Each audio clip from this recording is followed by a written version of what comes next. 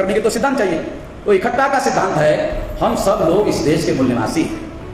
मुसलमानों को भी मैं खास तौर पर अनुरोध करना चाहता हूँ। आरएसएस के लोग आप लोगों के विरोध में प्रोपेगेंडा कर रहे हैं कि आप विदेशी है। मैं खास बात मुसलमानों को बताना चाहता हूँ, वो प्रोपेगेंडा कर रहे हैं एससी एसटी ओबीसी के लोगों में कि मुसलमान विदेशी है। मैं आप लोगों को अनुरोध करता हूँ कि आप अपने आप को, अपनी नेशनैलिटी को मूल निवासी घोषित करो और धर्म इस्लाम घोषित करो। बोली बात आपको बता,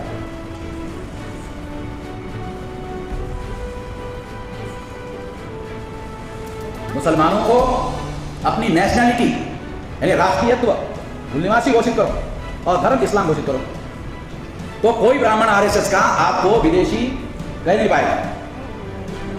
मैंने कुछ साल पहले ये घोषित किया कि मुसलमान मूल निवासी है। मैंने मुसलमानों को घोषित किया कि मुसलमान मूल निवासी है और हम मूल निवासियों के भाई है। मुसलमान मूल निवासी है, ये मैंने घोषित किया। मुसलमानों को भी अपने को मूल निवासी घोषित करना चाहिए। खास बात के लिए ये बात कह रहा हूं, इससे आरएसएस की बोलती बंद हो जाएगी। आपके विरोध में विदेशी कहने का प्रोपेगेंडा बंद हो जाएगा। मेरे कहने के बाद भागवत को बयान देना पड़ा, बहुत खास बात बता रहा हूं। मेरे कहने के बाद कि मुसलमान भारत के मूल्य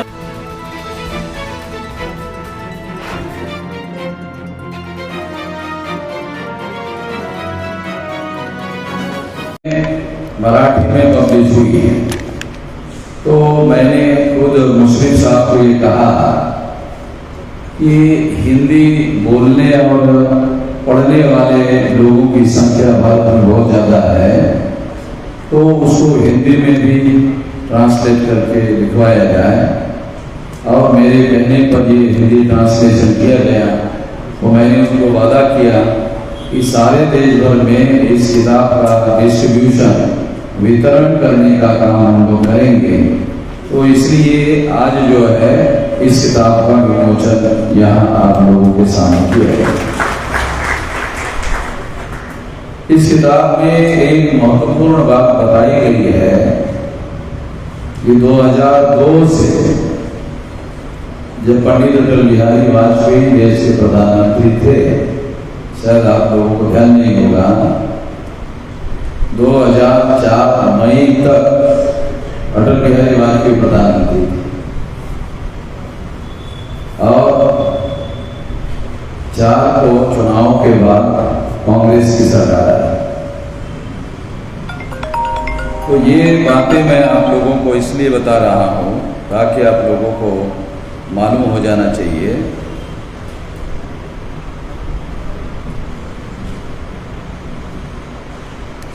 डिलीट कर। तो इस तरह से ये किताब जो है और इस किताब की जो जानकारी है, ये नेशनल इंपॉर्टेंस की जानकारी है, देश के हक और हित की बात करने वाली किताब। तो इसकी जो बातें हैं वो सारे देश भर में हम लोग लेकर जाएं, सारे देश के लोगों को बताएं। हमारा जो संगठन है वो 31 राज्यों में 567 जिलों में 4000 से ज्यादा तहसीलों में 22,000 से ज्यादा ब्लॉक में और 1.5 लाख से ज्यादा गाँव फैला। छोटा मोटा संगठन नहीं है। और हम लोगों ने कई बार भारत बंद किया, तो छोटी मोटी ताकत का संगठन नहीं। तो इसलिए ये जानकारी हम लोगों तक लेकर जाएंगे। ये बॉम्ब ब्लास्ट करने वाले लोग कौन हैं? अब मैं दूसरी अहम और बहुत इंपॉर्टेंट बात आपको बताना चाहता हूं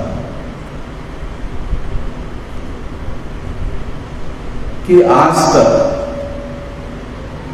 26 जनवरी 1950 को देश में संविधान लागू हुआ और हर 21 साल के व्यक्ति को वोट का अधिकार मिला। तो इस हिसाब से schedule caste, schedule tribe, backward class और माइनॉरिटी के लोगों की संख्या 100 में 85%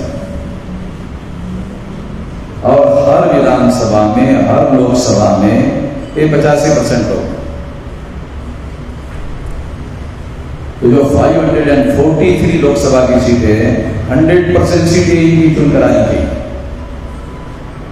जब 100 में 85% लोग हमें, सरकार के आंकड़े ऐसा कहते हैं, फिर ऐसा क्यों नहीं हो रहा है? ये ऐसा क्यों नहीं हो रहा है? जब हर 21 साल के व्यक्ति को वोट का अधिकार है और वोट देने वालों की हर विधानसभा और लोकसभा में 85% संख्या है, तो फिर हर विधानसभा और लोकसभा में इनके लोग चुप कर जाएंगे। और इन लोगों का राज होना चाहिए। कानून के अनुसार बोल रहा हूं, संविधान के अनुसार बोल रहा हूं। मैं तो बड़ी से बड़ी बातें करता हूं तो भी कानून के दायरे के अंदर ही करता हूं। आज तक कोई ब्राह्मण मेरे खिलाफ एफआईआर दाखिल नहीं कर पाया। अभी मैं बेंगलोर में गया। बेंगलोर में एक चैनल मुस्लिम आदमी चलाता था। उसने मुझे इंटरव्यू के लिए समय मांगा, मैंने दिया। उसने मुझे सवाल पूछा कि आपके विरोध में ब्राह्मणों के खिलाफ हेट्रेट फैलाने का, घृणा फैलाने का आरोप किया, ब्राह्मणों के खिलाफ हेट फैलाते, घृणा फैलाते। मैंने उसको कहा अगर ये बात सही है तो हमारे संगठन के किसी कार्यकर्ता ने किसी ब्राह्मण को धरा, हेट की वजह से, घृणा की वजह से धरा, बांधा, पीटा और जान जाने तक मारा, ऐसा कोई सिंगल उदाहरण बता सकते हैं? चलो बताओ, सिंगल उदाहरण। दूसरी तरफ मैं बता सकता हूं आरएसएस और उनके द्वारा जो संगठन चलाए जाते हैं, उनके लोगों के द्वारा मुसलमानों को धरा जाता है, बांधा जाता है, पीटा जाता है और जान जाने तक मारा जाता है। ऐसे 112 केसेस हैं।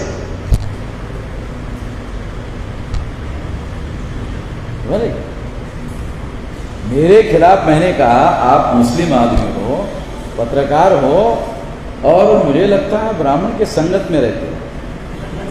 ये ब्राह्मण को संगत में रहने से सबसे ज्यादा नुकसान क्या होता मालूम? फिजिकल नुकसान नहीं होता है, दिमाग का नुकसान होता है। उस आदमी का दिमाग खराब हो जाता है और जिसका दिमाग खराब हो जाता है उसका शरीर अपने आप खराब हो जाता है, क्योंकि दिमाग आपके शरीर पर नियंत्रण करता है। जब आपका दिमाग खराब हो जाएगा तो आपका शरीर अपने आप गलत काम करने लग जाएगा। तो सबसे ज्यादा मूल्यवान आपके शरीर में ये एरिया है। ये जो एरिया है ये सबसे ज्यादा मूल्यवान एरिया है और मेडिकल साइंस के लोग भी बोलते हैं कि ये सबसे ज्यादा मूल्यवान एरिया है। और इसलिए मोटरसाइकिल अगर आप चला रहे हो, स्कूटर आप चला रहे हो, तो कानून बनाया गया कि आपको चलाते वक्त वो हेलमेट लगाना अनिवार्य है। जो नहीं लगाया उसको कानूनन आत्महत्या करने के लिए जा रहे हो, इसलिए आप अपराधी हो, है? क्योंकि ये जो एरिया है इसके अंदर है भेजा, इसके अंदर भेजा और ये शरीर का सबसे ज्यादा सेंसिटिव, मेडिकल साइंस कहता है सबसे ज्यादा सेंसिटिव एरिया है। और ब्राह्मण के संगत में रहते ही ये सबसे ज्यादा सेंसिटिव एरिया सबसे ज्यादा स्पॉइल हो जाता है। तो मुसलमानों को मैं अनुरोध करता हूं हाथ जोड़ के कि ब्राह्मणों के संगत से दूर रहो, संगत से दूर रहो। अगर ब्राह्मणों के संगत में रहोगे तो मुसलमानों का बहुत भारी नुकसान होगा, ऐसा मेरा मानना है। क्योंकि ब्राह्मण के संगत में रहने से मुसलमानों को भारत में जो वर्ण व्यवस्था है, जाति व्यवस्था है, अस्पृश्यता है, आदिवासियों का सेग्रीगेशन है, महिलाओं की दास्ता है, शूद्रत्व पिछड़े वर्ग पर थोपा गया है, घुमंतु जातियों को बहिष्कृत किया गया है, ये इतना सारा ब्राह्मणों ने किया और आपको ब्राह्मण के साथ रहने से पता ही नहीं चलेगा।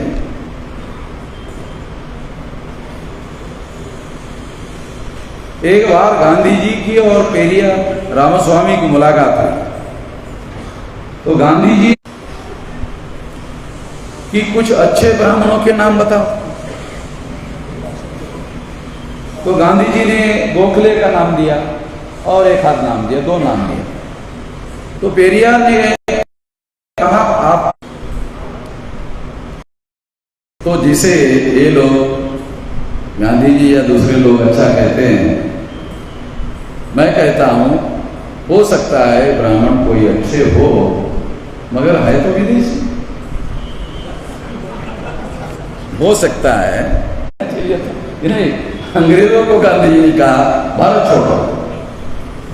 अब 1-2% जो है या 1-2 लोग हो सकते हैं अच्छे, मगर अच्छे का क्या मतलब है? अच्छे ब्राह्मण का मतलब है वो आपके घर में आकर खाना खाता है। मुझे किसी ने कहा वो आपके जैसे schedule caste, schedule tribe, backward class के घर में, मुसलमान के घर में आकर खाना खाता है, वो ब्राह्मण अच्छा है। बिरयानी तो गांधी साहब के घर में, पंडित जी और उसकी बीवी जो है घर में तो बिरयानी बनाने वाली नहीं है और पंडित जी को बिरयानी खानी है, तो फिर तो जाना पड़ेगा खान साहब के घर में। मैं ऑस्ट्रेलिया गया था,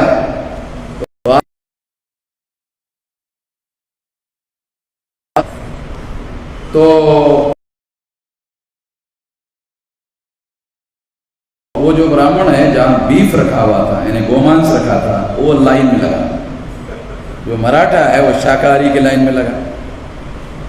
तो जो मराठा आदमी था वो देख, अरे जोशी को मना करता है कि ये खाना गलत है, तू तो हमको मना करता है कि ये खाना नहीं चाहिए,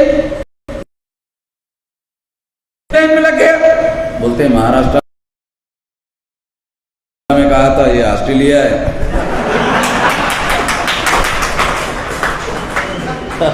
महाराष्ट्र में कहा था ये ऑस्ट्रेलिया है और ऑस्ट्रेलिया में यही मिलता है। जब ज्यादा एक्सपोर्ट होने लगा,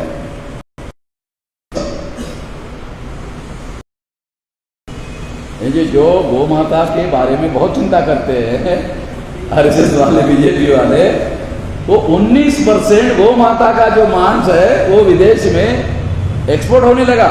अभी पाबंदी है मगर एक्सपोर्ट पर पाबंदी नहीं, कि यदि SC, ST, OBC और माइनॉरिटी की संख्या में 85% लोग है तो इस देश में कांग्रेस जाती है तो बीजेपी आती है तो कांग्रेस आती है।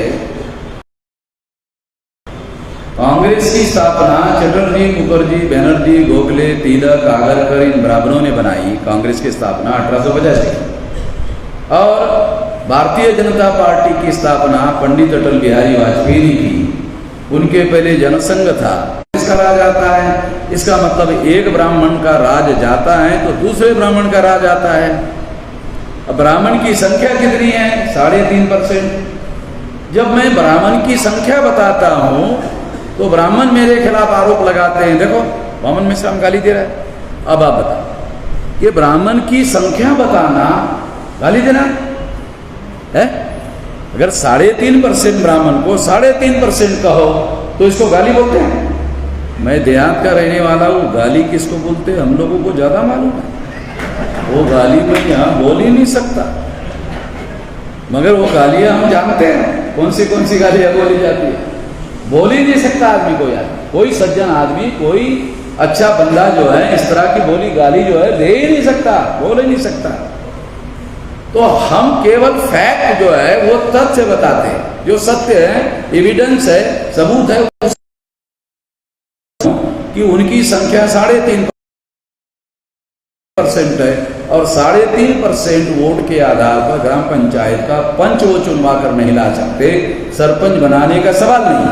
जो गांव का सरपंच नहीं बनाते हैं या बना सकते हैं वो लोग देश की पंचायत का प्रधानमंत्री बना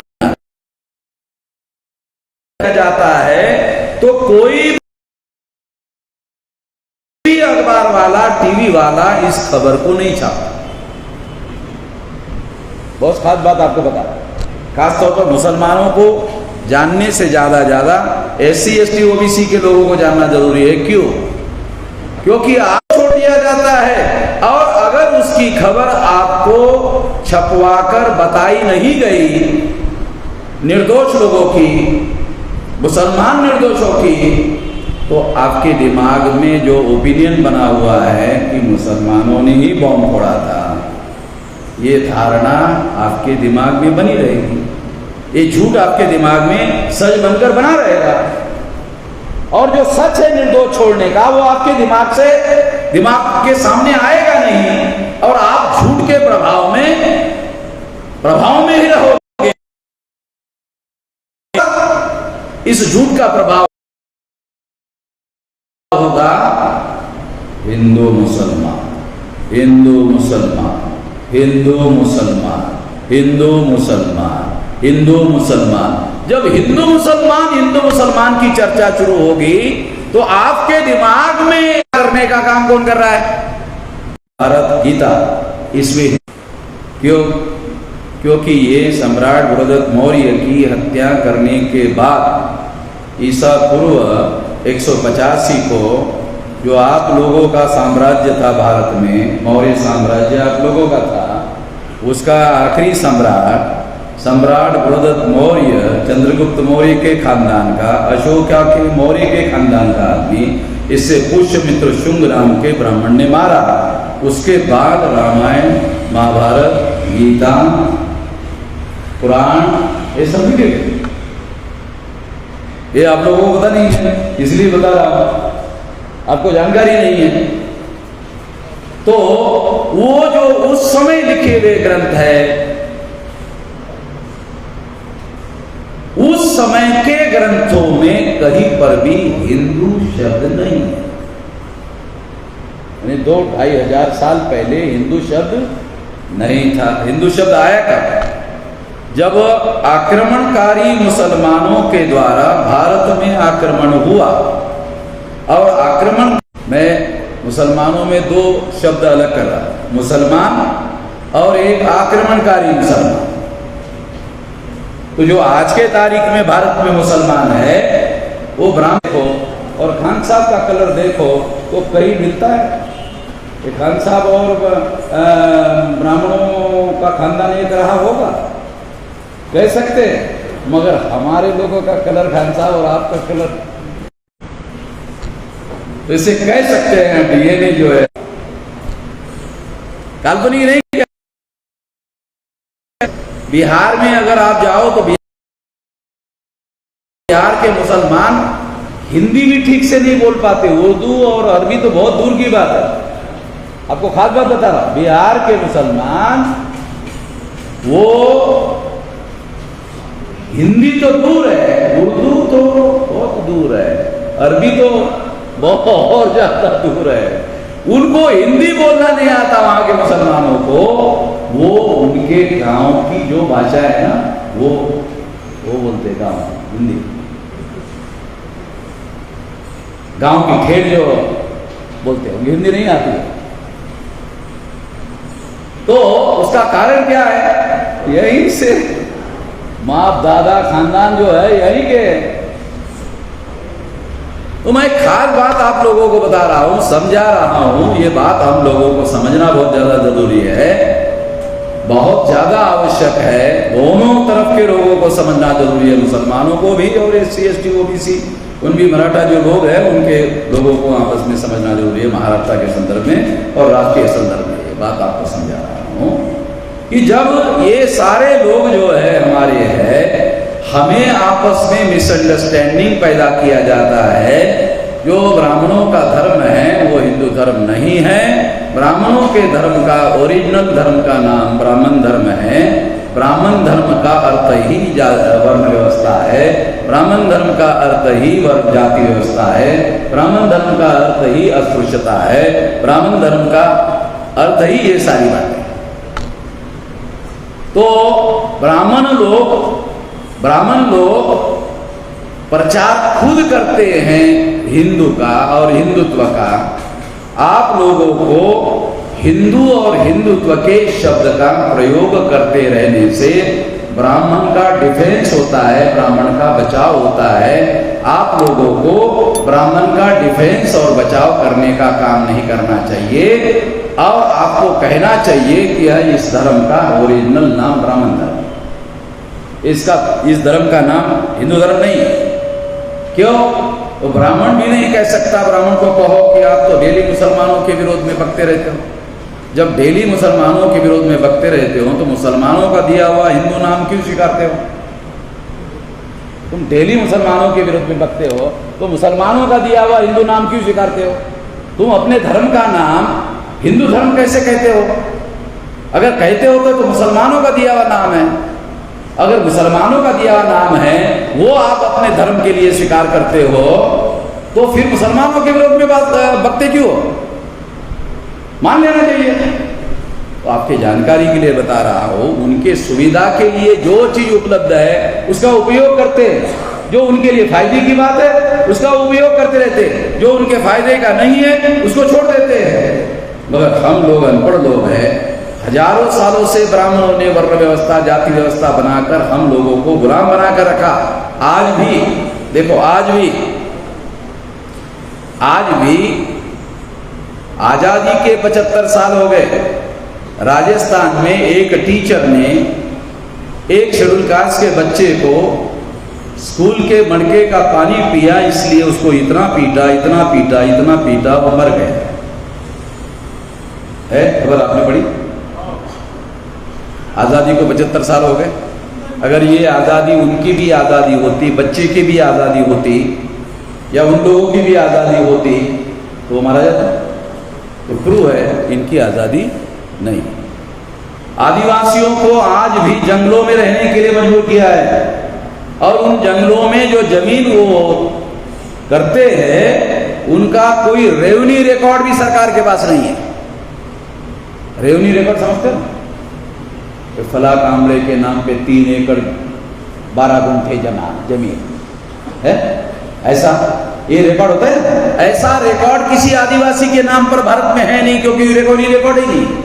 अरे वो अगर भारत के मूल निवासी है, वो अगर देश को आजादी हुई है तो वो रेवेन्यू रिकॉर्ड क्यों नहीं? इसका मतलब है तुम उनको नागरिक भी नहीं मानते हो गया। ये आजादी उनकी भी आजादी नहीं। बंगाल में जब 2 आदिवासियों को मारा गया तो 2 आदिवासियों को मारा गया तो उसको पुलिस वालों ने उठाकर लाने का तरीका क्या था? इस हाथ को बांधा रस्सी से और इस पैर को दोनों को बांधा।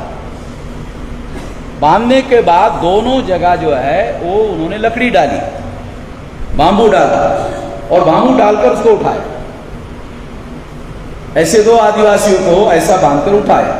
जब आप उसका पिक्चर देखोगे तो मुझे गांव की याद आई। गांव में जानवरों को दोनों पैरों से बांधकर ऐसे उठाया जाता। मैंने गांव में अपने आंखों से देखा, जानवरों को इस तरह से उठाया जाता। तो इसका मतलब है तुमको वो इंसान भी नहीं मानते। आजादी तो इंसानों को चाहिए, आजादी जानवरों को थोड़ी चाहिए, आजादी तो इंसानों को चाहिए। तो इसका मतलब है उन लोगों की कोई आजादी नहीं है। बैकवर्ड क्लासेस के लोगों की इस देश में 52% लोग हैं, उसकी गिनती करने के लिए कोई तैयार नहीं है। देश का प्रधानमंत्री बैकवर्ड क्लास है, ओबीसी का है, और उसने ही सुप्रीम कोर्ट में लिख कर दिया कि कोई गिनती नहीं होगी। प्रधानमंत्री ने लिख कर दिया। यानी उसी प्रधानमंत्री ने कहा कि गुजरात के गिर जंगल में शेरों की संख्या बढ़ गई। बढ़ गई तो गिनती करते होंगे तभी तो पता चला था घट गई कि बढ़ गई है। शेरों की गिनती करते होंगे जंगलों में, तब तो पता चला कि संख्या बढ़ गई। यानी जंगली शेरों की भी देश में गिनती होती है, जानवरों की, हिंस्र जानवरों की गिनती होती है, मगर इस देश में 52% ओबीसी के लोग हैं, उसकी गिनती करने के लिए लोग तैयार नहीं है। इसका मतलब है उनको इंसान मानने के लिए भी तैयार नहीं है। और आज़ादी के 75 साल में अगर वो उसकी गिनती करने के लिए तैयार नहीं है तो वो आज़ादी भी उनकी आज़ादी नहीं है। तो हो गया 74.5%। मुसलमानों की क्या हालत है तो मुसलमानों को मैं नहीं समझता कि बताना जरूरी है। अगर मुसलमान पुलिस चौकी में जाके FIR नोंद करवाना चाहे और अगर वो FIR नोंद करने के लिए गया तो ज़्यादा संभावना उसको अंदर डाली जाने की। नहीं रियल बता रहा हूँ, काल्पनिक नहीं बता रहा हूँ, मजाक करने के लिए नहीं बता रहा। अगर मुसलमान FIR नोंद करने के लिए पुलिस चौकी में गया तो इंस्पेक्टर हवलदार को बुलाया, हवलदार ये तो डाल अंदर। तो हवलदार पूछता है कौन से दफा में? अबे पहले अंदर डाल, दफा बाद में बोलता हूँ। पहले अंदर डाल, दफा बाद में बोलता हूँ। आप अंदाजा समझते हो, ये डायलॉग फिल्मी डायलॉग नहीं है, किसी फिल्म का डायलॉग नहीं है, मगर आपको बता रहा हूं कि देश में क्या हो रहा है।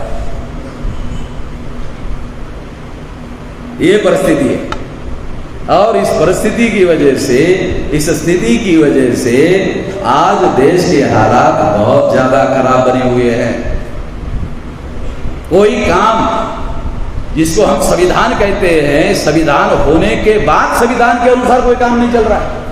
संविधान ना होने के बाद तो भी तो सवाल ही नहीं है। संविधान होने के बावजूद संविधान के अनुसार, कानून के अनुसार काम नहीं हो रहा है, उसके विरोध में जाके काम हो रहा है। इसमें बहुत सारी ऐसी बातें लिखी हुई है किताब में। जो विधायिका MLA से बनती है, MP से बनती है, वो विधायिका जो है इस तरह के षड्यंत्र में शामिल है, ये जो निर्दोष मुसलमानों को अंदर डालने के, इसलिए MLA MP की व्यवस्था शामिल है। फिर जो कार्यपालिका है जिसमें IAS IPS IRS अधिकारी है, वो अधिकारी की व्यवस्था इसमें शामिल है। ये मुशर्रफ साहब का कहना है, एविडेंस के साथ उन्होंने कहा कि ये मशीनरी झूठे सबूत तैयार करने का काम कर रही है। फिर उसके बाद जुडिशियरी ने झूठे सबूतों के आधार पर सजा देने का काम किया, जुडिशियरी शामिल है। मीडिया वालों ने ये झूठी खबरें बड़े पैमाने पर छापने का काम किया ताकि लोगों का जो दिमाग है वो गलत खबरों को स्वीकार कर ले और उसी को सच मान ले, ताकि जुडिशियरी जब झूठे मुकदमे में सजा देने का काम करे तो जुडिशियरी को कहा जाए कि जुडिशियरी ने अच्छा काम किया। इतना सारा काम हो रहा है और ये सारा काम संविधान के दायरे के बाहर हो रहा है। IB जो है ये हेमंत करकरे जो ATS का प्रमुख था और जिसने पुरोहित, क्या नाम उसका पुरोहित का, कर्नल प्रसाद पुरोहित, ये ब्राह्मण, इसके लैपटॉप पकड़ा और लैपटॉप में सारे सबूत पकड़ा कि कैसे कैसे कहां कहां बमबाद किए, सारे के सारे सबूत जो है वो सबूत पकड़ा उसने हेमंत करकरे ने। और हेमंत करकरे के लैपटॉप में उसने कहा कि मैं कई घंटों तक मोहन भागवत के साथ बात कर चुका हूं। ओ रिकॉर्ड है सारा का सारा। और जब ये सारा हुआ तो ये सारा होने के बाद इस पर पर्दा डालने के लिए जिस हेमंत करकरे ने सबूत इकट्ठा किए उसी को मारा। IB के ऑर्डर पर हेमंत करकरे को बॉम्बे में जो पाकिस्तान के लोग आए ऐसा कहकर उसको मारने के लिए हेमंत करकरे को मैदान में भेजा गया। मैं ऑस्ट्रेलिया में था, मैंने जब टीवी पर खबर देखा, अरे मैंने कहा ये कैसा हुआ, ये कमांडर मैदान में नहीं जाता, कमांडर जो है फौज का नेतृत्व करता है, कमांडर को मैदान में क्यों भेजा? मुझे एब्नॉर्मल लगी बात। तो कुछ समय के बाद खबर आई कि कमांडर मारा गया, तो उसको मारा गया। तो जो नर्सेस थी हॉस्पिटल में वो कह रही थी, रिकॉर्ड में अवेलेबल है, कि जिनके हाथ में हथियार थे, बंदूकें थी और जिनके हाथ में कलावा बांधा गया था, ये ब्राह्मण लोग बांधते हैं, कलावा बांधा गया था, वो मराठी बोल रहे थे। वो आपस में मराठी में बात कर रहे थे, वो नर्सेस ने उसको मराठी में बोलते हुए सुना। तो इसका मतलब है वो पाकिस्तान से आए हुए नहीं थे।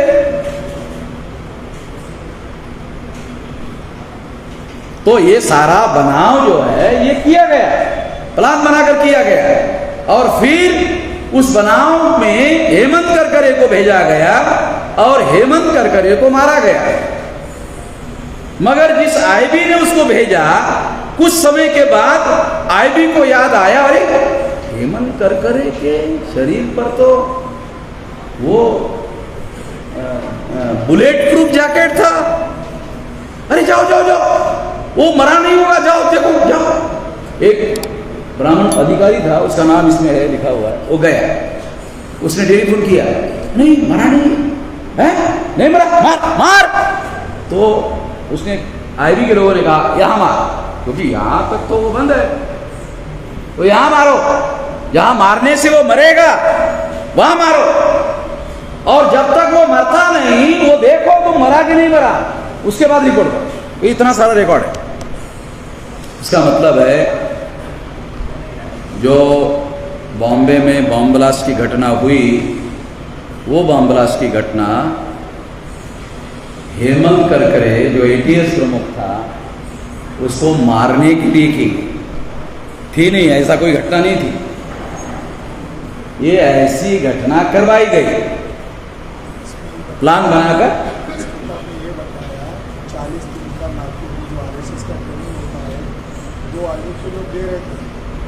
बहुत सारी बातें, यानी आईबी के लोग आरएसएस के ट्रेनिंग में जाकर उधर से निर्देश लेते हैं, सरकार से नहीं।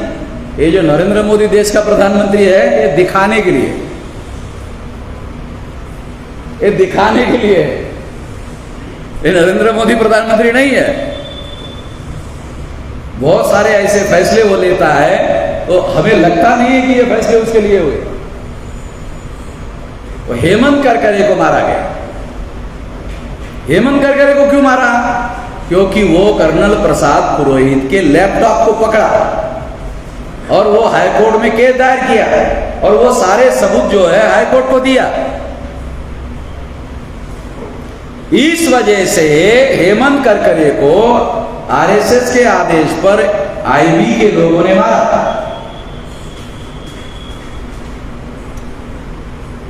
अब ये किताब में लिखा हुआ है, लिखना ये एक्टिव एक्शन नहीं, लिखना एक्टिव एक्शन नहीं है, पैसिव है। लिखना पैसिव एक्शन माना जाता है, बोलना एक्टिव एक्शन माना जाता है। तो मैं बोल रहा हूं, ये पैसिव एक्शन है, मैं जो बोल रहा हूं ये एक्टिव एक्शन है। तो खतरनाक है, ये बोलना खतरनाक है, समझ रहे हो? ये बोलना आसान नहीं। अब हमारा नंबर हिट लिस्ट में लगेगा, समझ गए? अरे समझ, ये हमको बोलने के पहले मालूम है, बोलने के पहले हमको मालूम है, और इसके बाद बोल रहा हूं। अंदाजा आ रहा है ना आपको? ये जानबूझ कर कह रहा है। और यहां पर ये रिकॉर्ड हो रहा है ना, ये रिकॉर्ड हो रहा है, ये सारे दुनिया में जा रहा है, ये दुनिया में लोग सुन रहे हैं। मैं रिकॉर्ड पर बोल रहा हूं, छुपा कर नहीं बोल रहा हूं, ये रिकॉर्ड में बोल रहा हूं। इसलिए ये बातें आप लोगों को बता रहा हूं कि देश में जो लोग, जो आरएसएस के लोग अपने को राष्ट्रवादी कहते हैं, वो 24 घंटे देश के विरोध में और राष्ट्र के विरोध में काम कर रहे हैं, और इसके सारे दस्तावेजी प्रमाण हैं, डॉक्यूमेंट्री है। ये मुशर्रफ साहब ने कोर्ट के सामने रखे, कोर्ट में वो पार्टी बन गए, तो जज ने कहा मैं तुमको जेल में भेज दूंगा। मुशर्रफ साहब को कहा जज, अगर मैंने कोई अपराध किया है मैं तो जज को लगा कि ये मामला, तो जज शांत हो गए कि ये डर नहीं रहा, मुशर्रफ जो है ये डर नहीं रहा, तो उसने तो डराने के लिए कहा भी तो अगर मैंने कोई अपराध किया है, सच बोलकर मैंने अगर कोई अपराध किया है तो भेज दो।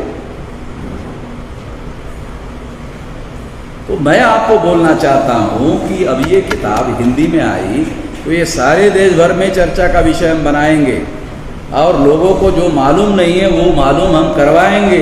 सारे देश में, देश खतरे में है, देश की एकता, देश की अखंडता खतरे में है। हिंदू मुसलमान के थेरी की वजह से भारत के टुकड़े हुए पाकिस्तान बना। आरएसएस के लोग हिंदू मुसलमान, हिंदू मुसलमान, हिंदू मुसलमान का मामला खड़ा करके दोबारा देश का विभाजन करवाना चाहते हैं। ये देशद्रोही लोग हैं, क्योंकि हिंदू मुसलमान के थ्योरी से ही भारत का विभाजन हुआ। अगर हिंदू मुसलमान के थ्योरी से भारत का विभाजन हुआ और 14 अगस्त 47 को पाकिस्तान बना, तो वही सिद्धांत दोबारा प्रचार में लाया जा रहा है। इसका मतलब दोबारा भारत का विभाजन करने का षड्यंत्र है, और ये विभाजन करने का षड्यंत्र दोबारा बिल्कुल ब्राह्मणों को कामयाब नहीं होने देंगे। 37 में जवाहरलाल नेहरू ने जो बयान दिया था, उसकी वजह से भारत पाकिस्तान का विभाजन हुआ, तो इसके लिए भी ब्राह्मण जिम्मेदार है। उसका कारण था कि अगर मुसलमान भारत में रहते तो मुसलमानों की संख्या 28% थी, 22.5% SC ST के लोग, तो 28 और 22.5% कितना हो गए?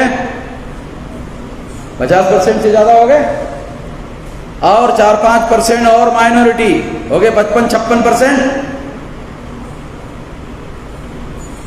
अगर ये 55-56% लोग हैं, ये सारे लोग अगर माने जाए,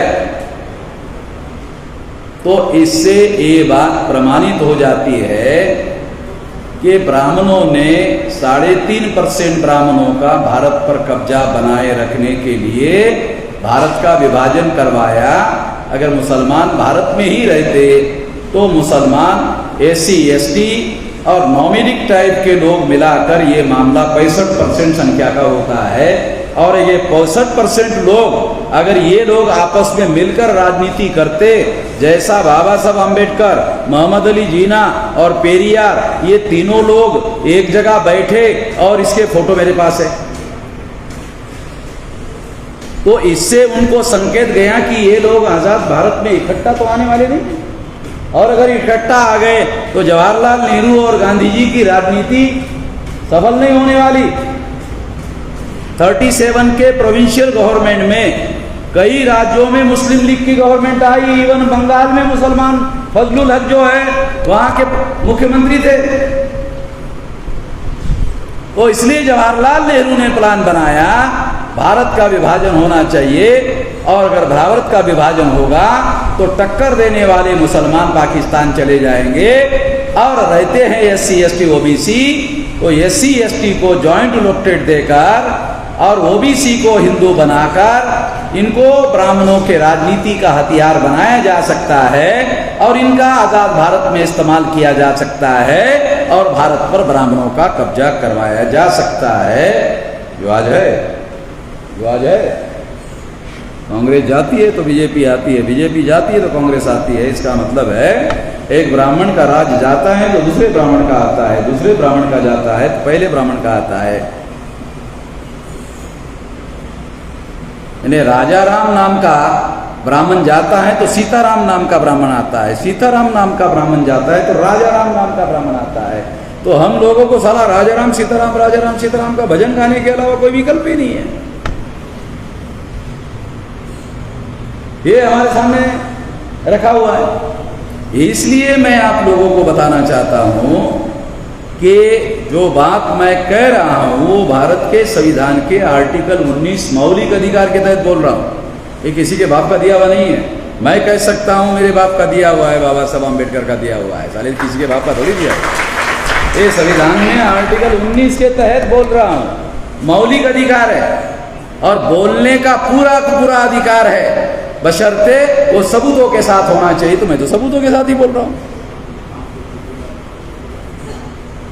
तो इसलिए साथियों, आने वाले समय में परिस्थितियां बहुत ज्यादा विकट होने वाली है, और इस विकट परिस्थिति का हम लोगों को मुकाबला करना होगा।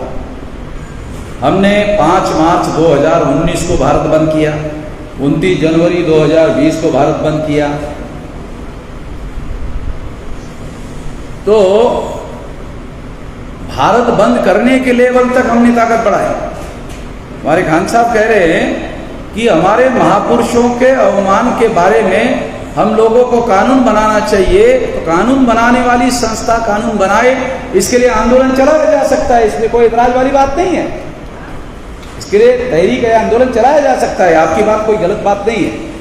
मगर वो तो कानून बनाना उनके बस की बात है, उसके पहले भी हम कुछ करना चाहिए। संगठन शक्ति के बल पर हमने मोहम्मद साहब के अवमान के संदर्भ में भी भारत बंद करवाया 25 तारीख को। ये तो मुसलमान भी नहीं कर पाए, ये तो हमने किया। और मोहम्मद साहब हमें ब्राह्मण के मुकाबले में अपना क्यों लगते हैं? क्योंकि मोहम्मद साहब कहते हैं सारे इंसान दुनिया के बराबर है। कोई ब्राह्मण का धर्म ग्रंथ ये नहीं कहता कि सारे इंसान बराबर है। नहीं बोलते, कोई ब्राह्मण है, कोई क्षत्रिय है, कोई वैश्य है, कोई शूद्र है, कोई अछूत है और अछूत नीच है, शूद्र भी अधिकारवंत, ये ब्राह्मण कहते हैं। कोई ब्राह्मण ये नहीं कहता सारे इंसान बराबर है। ब्राह्मणों का कोई धर्म ग्रंथ ये नहीं कहता कि सारे इंसान बराबर है। मगर मोहम्मद साहब कहते सारे इंसान बराबर है। कुरान भी डिक्लेयर करता है सारे इंसान बराबर है। अगर वो 7 फीट का ऊंचा है और कोई 4 फीट का ऊंचा है, वो भी बराबर है। अगर कोई काला है, कोई गोरा है, वो भी बराबर है। यानी किसी बुनियाद पर कोई इंसान गैर बराबर नहीं है। और अगर गैर बराबर है तो वो अपने कर्म के आधार पर गलत कर्म करेगा तो गलत माना ही जाएगा, वो तो दुनिया मानती है। अच्छा कर्म करेगा तो लोग दुनिया वाले उसको अच्छा ही मानेंगे, चाहे किसी भी धर्म का हो। तो मोहम्मद साहब को मानने की हमारी एक बड़ी वजह है कि वो कहते सारे इंसान बराबर है। तो जो भी महापुरुष सारे इंसान बराबर है ऐसा कहता है, हम उनका आदर सत्कार करते हैं, उनका अवमान हम अपना अवमान मानते हैं, irrespective of caste, creed and religion. ये मैं कहना चाहता हूं, ये काम हम कर सकते हैं। कानून बाद में बनेगा, उसके लिए आंदोलन चलाया जाएगा, मगर ये हम कर सकते हैं, करना चाहिए। संगठन के बल पर कर सकते हैं, वो करना चाहिए। जो हमारे नियंत्रण में वो करना चाहिए। तो इस तरह से दूसरी बात आपने क्या बताई?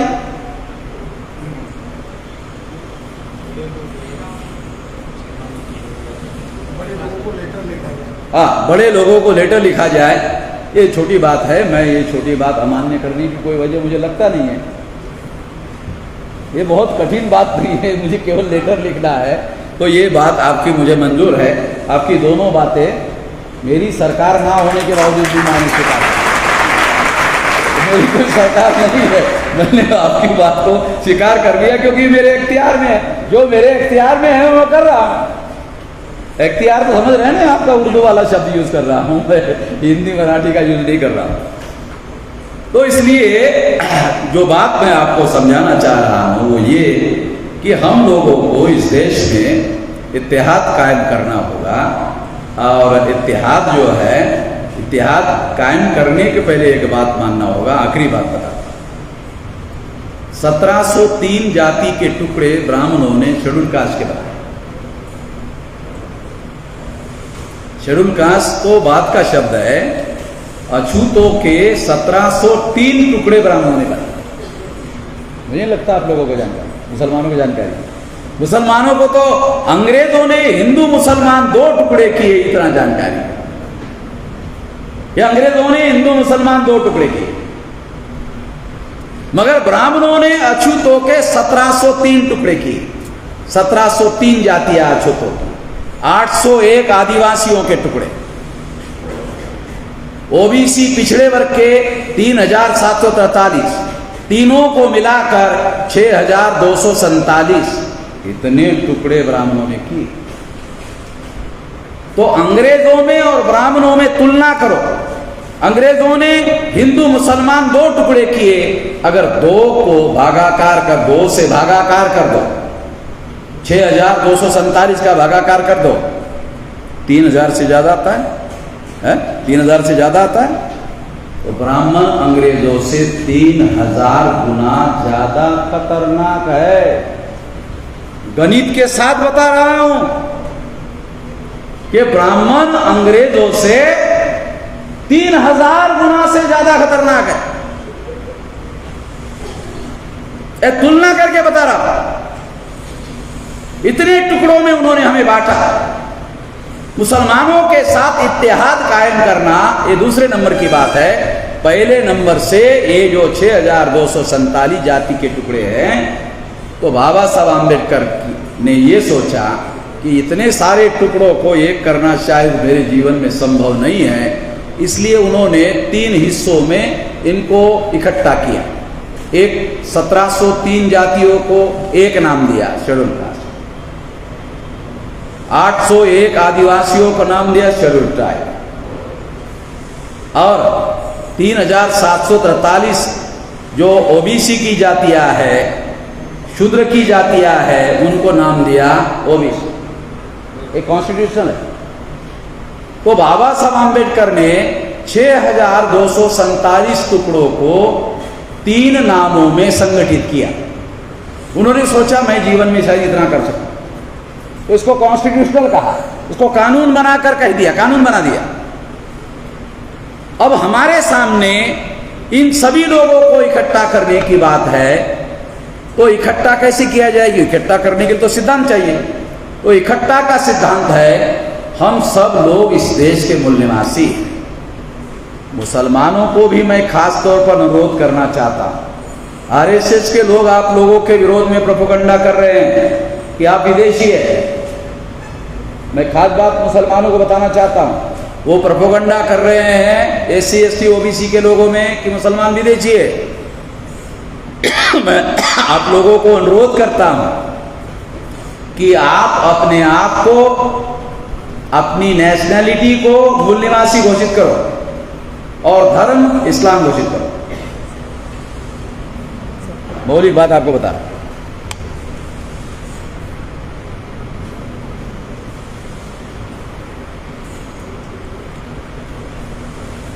मुसलमानों को अपनी नेशनैलिटी यानी राष्ट्रीयत्व मूल निवासी घोषित करो और धर्म इस्लाम घोषित करो, तो कोई ब्राह्मण आरएसएस का आपको विदेशी कह नहीं पाएगा। मैंने कुछ साल पहले ये घोषित किया कि मुसलमान मूल निवासी है। मैंने मुसलमानों को घोषित किया कि मुसलमान मूल निवासी है और हम मूल निवासियों के भाई है। मुसलमान मूल निवासी है, ये मैंने घोषित किया। मुसलमानों को भी अपने को मूल निवासी घोषित करना चाहिए। खास बात के लिए ये बात कह रहा हूं, इससे आरएसएस की बोलती बंद हो जाएगी। आपके विरोध में विदेशी कहने का प्रोपेगेंडा बंद हो जाएगा। मेरे कहने के बाद भागवत को बयान देना पड़ा। बहुत खास बात बता रहा हूं। मेरे कहने के बाद कि मुसलमान भारत के मूल निवासी